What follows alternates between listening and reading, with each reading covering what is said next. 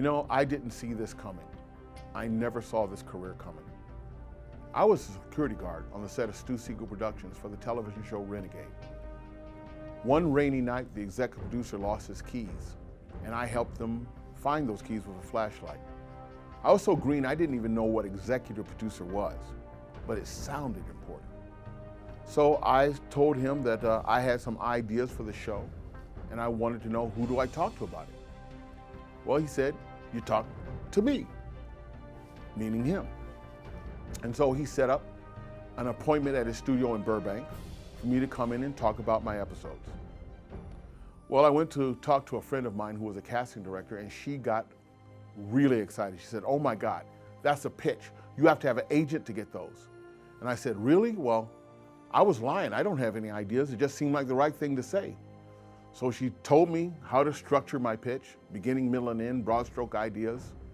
And I ran to the bookstore and got a book, How to Write for Television. I read it over the weekend, and on Tuesday I went in to pitch for the very first time in my life to this executive producer. And he listened politely to my stories. And at the end, he looked at me and said, Jimmy, when I first invited you here, I thought you'd have some wacky ideas, and I tell you, don't lose your day job. He says, my friend, you are an artist, and I want to do that for the first episode next season. Those words changed my life forever. He said, but you got to write it, and it's got to be good. So I ran back to the bookstore, and I bought another book on how to write for television. And I started doing what they call banging out the baby. I didn't even have a computer. I had a Brother 500 typewriter with the paper getting higher and higher and higher, you know, and the whiteout and all the rest of it. Then I got caught, as all new writers will, in the second act. Didn't know what to do. So I decided, you know what? I need to loosen up a little bit. I'm going to go to my very first Star Trek convention. So I went to my first Star Trek convention, and wouldn't you know, the writers were there. And I ended up striking up a casual conversation with them. And they started talking about what they did, and I started talking about what I did. And I said, yeah, I'm a security guard, but I'm trying to write a script. And they go, you're trying to write a script? Well, come to our seminar. We'll give you some stuff, and maybe it'll help you. So I came to the writer's seminar, and they put something up on the screen called a beat outline. And I took one look at that, and I said, oh my God, that's the tool I need to get out of the second act. So I took it home.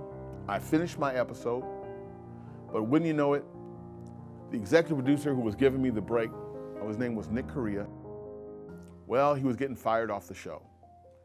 He worked for Stephen J. Cannell, and he'd gotten into a big argument, and Stephen was throwing him off the show.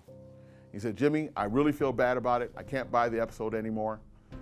What can I do to make it up for you? Off the top of my head, I say, who do you know at Star Trek? Well, come to find out that when Nick Correa was the executive producer of The Hulk, he bought the first scripts ever written by Jerry Taylor and Michael Piller. They were now the executive producers of Star Trek. So he fired off my Renegade script to Paramount. They read it, they liked it, and they hired me as a writer intern on Star Trek The Next Generation. And I got to work on 8 of the last episodes of that series. And that was how I learned my craft. On my very first pitch to Star Trek Voyager, I sold. And then on my next pitch, I sold. And eventually, I sold more episodes to Star Trek than any other freelance writer in the history of the franchise. And I was eventually called, in some places, the Jackie Robinson of Star Trek writers. And I'm the only writer to ever have 2 Star Trek episodes premiere air in the same week. Dr. Bashir, I presume, on Deep Space Nine, and Rise on Star Trek Voyager. Something that around Paramount they started calling Jimmy Diggs Week.